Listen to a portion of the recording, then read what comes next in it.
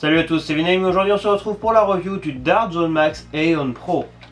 Le Aeon Pro est un blaster type pistolet mécanique qui fonctionne par chargeur et qui se réarme sur le dessus, comme ceci. Compatible avec les fléchettes classiques et les fléchettes courtes et qui tire extrêmement fort. C'est un blaster pro 14 ans et plus qui tire vraiment très fort, donc ce n'est pas un jouet à ne pas mettre entre les mains des plus jeunes enfants. Si vous êtes à la recherche d'un blaster ultra performant, taille réduite, c'est clairement ce qu'il vous faut. C'est parti pour la review.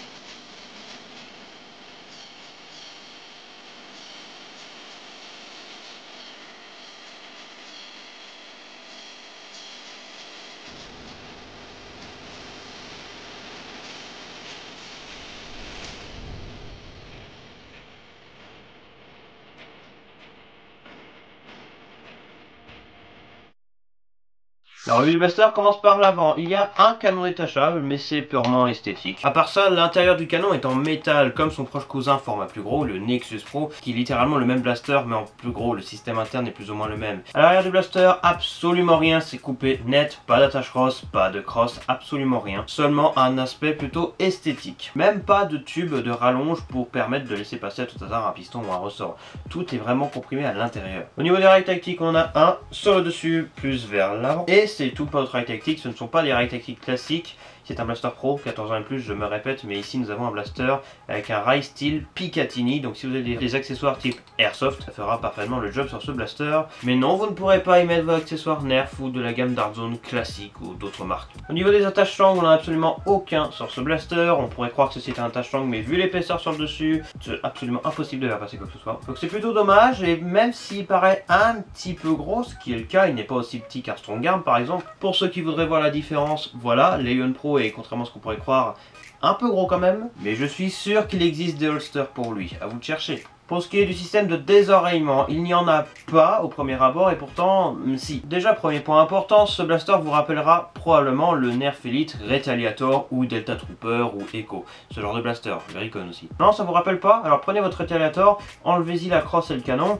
Voilà, là on est clairement sur le même type de blaster. Un Delta. Vous voyez, là j'ai un Delta Trooper sans accessoires. C'est clairement le même type de blaster. Un chargeur avec une glissière sur le dessus. Sauf que sur l'Aeon Pro on ne peut ni rajouter de crosse ni un canon, si ce n'est le petit canon fourni avec.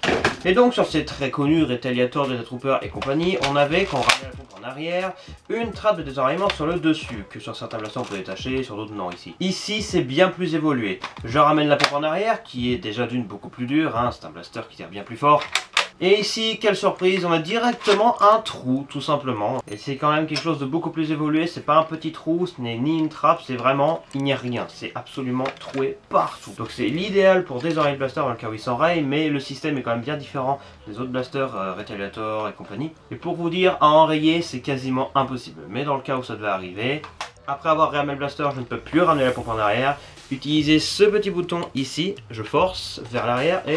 voilà, j'ai ramené à nouveau la pompe en arrière, je peux désenrayer ou si je ramène à nouveau en avant, tirer deux fléchettes en même temps. C'est une petite expérience qu'on pourra faire durant le test de tir. Par contre, ça peut arriver très régulièrement qu'en appuyant sur ce bouton et en ramenant la pompe en arrière, vous vous pinciez le doigt. Ça arrive très souvent. Ensuite, on revient en avant. On se tire. Et il faut éviter de tirer à vide, petit conseil. La poignée est très confortable, encore une fois c'est un blaster pro, 14 ans et plus, donc il est vraiment très confortable, avec une très grande poignée, exactement la même que sur le Nexus Pro qu'on avait déjà vu précédemment. La détente, encore une fois, c'est la même. La détente, comme le Nexus Pro, c'est la même. La pression dessus est relativement normale, ce blaster ne possède pas de slam. Juste au-dessus, vous avez la sécurité, qui ne vous empêche pas de réarmer le blaster, mais qui vous empêche de tirer. Si j'appuie sur le bouton S de ce côté, la détente est bloquée. Si j'appuie sur F de l'autre côté, la sécurité est désactivée. Donc si vous rangez le blaster, c'est plutôt pas mal. Cependant, j'ai constaté un sacré défaut sur ce blaster quand même. Alors on peut pas vraiment appeler ça un défaut, mais je le qualifie quand même. C'est que si vous posez le blaster sur le côté du bouton qui n'est pas enclenché, eh bien ça va appuyer dessus. Par exemple, si la sécurité n'est pas enclenchée, il suffit que je pose le blaster de ce côté ici sur une table ou n'importe où et ça va un petit peu appuyer dessus, ce qui peut gêner au niveau de l'appui sur la détente. Et c'est exactement la même chose de l'autre côté. Si vous rangez le blaster et que vous activez la sécurité, posez-le de ce côté-là, parce que si vous posez de l'autre côté, ça va appuyer sur le bouton pour désactiver la sécurité. Donc voilà, donc le bouton est très fonctionnel, mais en fonction de comment vous posez le blaster, ça va appuyer sur le bouton, donc faites attention. Vous avez ici le bouton pour le chargeur et on va en parler du chargeur. Ce blaster est fourni avec un seul chargeur pro et il est fourni avec 12 fléchettes Elite Ember, les fameuses Ember Dart, mais en format court. Ils existent également en format long, on les a vu avec le Nexus Pro qui était fourni avec les deux types. Ici ce n'est fourni qu'avec des courts, mais c'est une question d'économie. Vous avez un adaptateur pour y mettre donc des short darts, car à la base c'est fait pour les longues darts. J'y mets l'adaptateur short dart, qui est compatible avec quasiment tous les chargeurs qui existent d'ailleurs, excepté celui du Dart Zone Pro Mark 1 et Mark 1.1, les premiers qui ont des chargeurs qui n'étaient pas encore spécialement évolués à cette époque. Mais à part ça, les chargeurs Dart Zone rentrent dedans, les chargeurs Worker rentrent dedans, bref, tout rentre dedans. Il y a deux verrous à l'intérieur, c'est pas pour décorer. J'ai mis ensuite le chargeur de 12 fourni avec. Cependant, il y a deux crans comme sur Nexus Pro, 1, 2. Puis on utilisera ensuite le deuxième bouton pour les chargeurs et le principal si on veut enlever l'adaptateur. Donc comme je le disais, vous pouvez bien entendu mettre un chargeur classique, ça fonctionne parfaitement. Avec le Nexus Pro, le fusil à pompe, les chargeurs d'église ne rentraient pas à cause de la bosse ici. Et bien sur le Lion Pro, ça rentre. Autre exemple, un drone de 25, ça rentre parfaitement. Et c'est la même chose pour le drone de 30. Cependant, il ne faut pas rêver non plus, ce blaster n'est pas compatible avec le chargeur de 50. Vous pouvez forcer et ramener la pompe en avant, mais si vous ramenez à nouveau la pompe en arrière, bon, bah, le chargeur il va juste tomber. Voilà. Pour ce qui est du système, déjà une chose à savoir, en plus du canon en acier, ce blaster ne fonctionne pas de la même manière qu'un blaster à chargeur classique fusil. Parce que Retaliator et compagnie, eux ce qu'ils font c'est qu'ils prennent la fléchette, puis la fléchette est rentrée à l'intérieur d'un tube par le blaster. Une fois qu'on ramène la pompe en avant, vous voyez, hop là, la fléchette elle est à l'intérieur du tube, elle est vraiment dans ce tube là. Ce même tube qui passe dans le chargeur du coup hein, pour prendre la fléchette. Ensuite il ne reste plus qu'à tirer. Bon il marche plus celui-là. Lion Pro que nenni. Il y a un tube exactement de la même manière, sauf que déjà il y a un joint au bout de ce tube. Si j'y mets une fléchette, on constate déjà que la fléchette est plus large que le tube. Et donc elle ne rentre pas dedans. En réalité, cette fléchette va juste être posée. Regardez bien, une fois qu'on ramène en avant, la fléchette est avancée dans le canon. Elle ne rentre pas dans le tube, elle est vraiment avancée. Et on tire.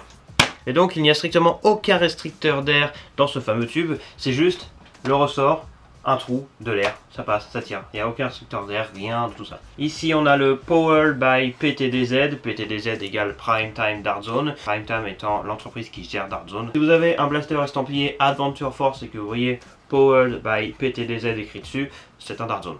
Voilà, vous avez peut-être appris quelque chose. Donc on a ici le logo Dart Zone, ils n'ont pas écrit Max. Sur la boîte on voit bien, il y a écrit Max.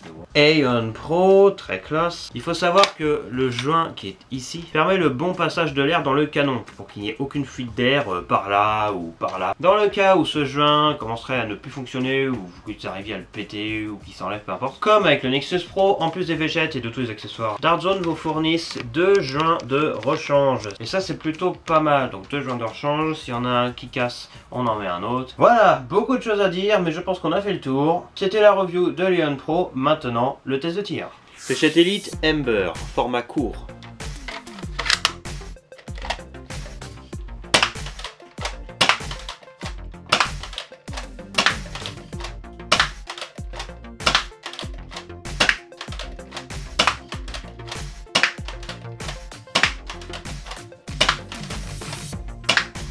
Tir plus rapide.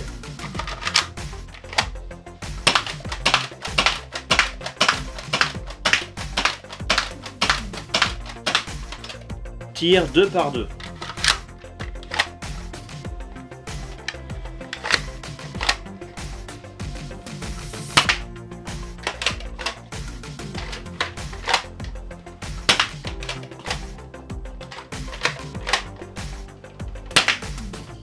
Tir 3 par 3.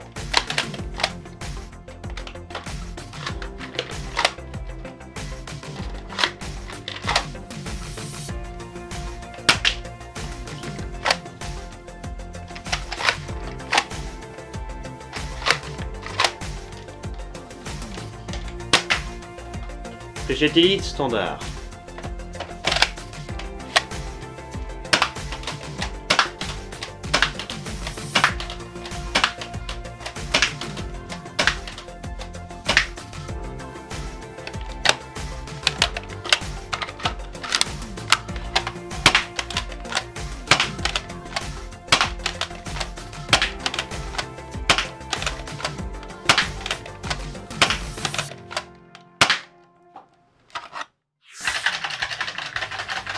Analyse de tir, comment ça s'est passé? Eh bien ça s'est très bien passé, tirer avec le Lion Pro est une expérience assez agréable, bien que ce soit quand même assez dur de réarmer au début, car encore une fois ce blaster tire extrêmement fort. Les 3P qui analysent donc les performances du blaster. En termes de précision, avec les fléchettes fournies avec les Ember en format court, la précision est absolument parfaite. À 5 mètres, comme à 10 mètres, comme à 15 mètres, comme à 20 mètres, la précision est vraiment excellente. En termes de portée, ce blaster tire très loin, un petit peu moins loin que le Nexus Pro quand même. Au niveau portée, au strict minimum, on a environ 25 mètres, qui paraît beaucoup moins que le Nexus Pro, qui lui avait au minimum 30 mètres, 35 mètres. Mais encore une fois, là je parle bien des végètes fournis avec les short darts. Mais j'ai aussi fait le test avec des longues darts. Pour ce qui est de la portée maximale, c'est 41 mètres précisément, avec le décamètre. Donc entre 30 et 40 mètres. Pour ce qui est de la portée moyenne, ça tire extrêmement loin. Pour rappel, un nerf classique, on est plus sur du 15 mètres. Enfin, pour ce qui est du chronographe en FPS, avec les fléchettes fournies avec les Ember Dart format court, on a atteint la moyenne de puissance générale de 150 FPS.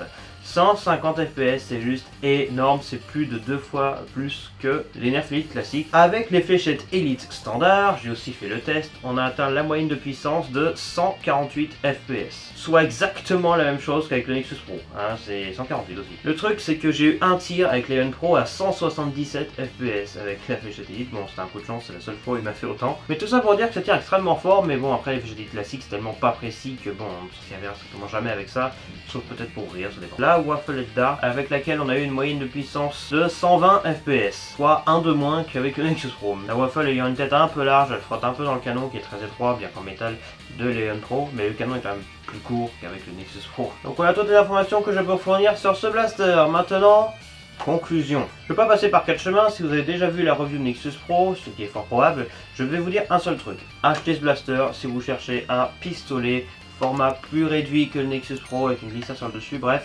Si vous cherchez un rétaliateur avec des stéroïdes. C'est un blaster mécanique qui se rame sur le dessus avec un chargeur qu'on peut même gruger pour tirer plusieurs flèches en même temps. C'est pas forcément conseillé, c'est plus pour la blague, mais bon, on va pas forcément se servir de ça en stratégie. Tir très puissant malgré sa taille réduite, 150 FPS, voire 140, voire 130. Dans tous les cas, c'est extrêmement puissant. Évidemment, ce n'est pas à mettre entre les mains des jeunes enfants. C'est un blaster pro, 14 ans et plus, blablabla, vous avez suivi. C'est un blaster Dart Zone Max et non Dart Zone Pro, donc on est un petit peu en dessous, mais ça reste extrêmement puissant. Mais ce qui change surtout, c'est le prix.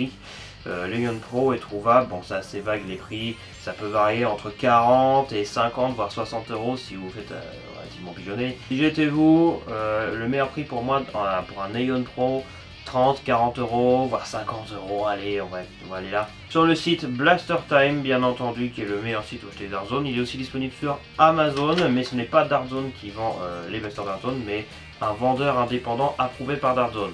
Nuance. Ce qui voudrait dire que ce vendeur pourrait potentiellement trafiquer les blasters s'il le voulait, donc bon. Mais en tous les cas, Lion Pro est un excellent blaster, et je pourrais dire 1001 choses pour la conclusion, mais finalement je vais m'arrêter là, je n'ai rien de plus à rajouter, je pense que vous avez totalement compris de A à Z en quoi consiste Lion Pro, comment il est, sa puissance, etc. Je pense qu'on a largement fait le tour, et il est vraiment très bon. Donc la question, est-ce que je le conseillerais? La réponse est oui, bien entendu.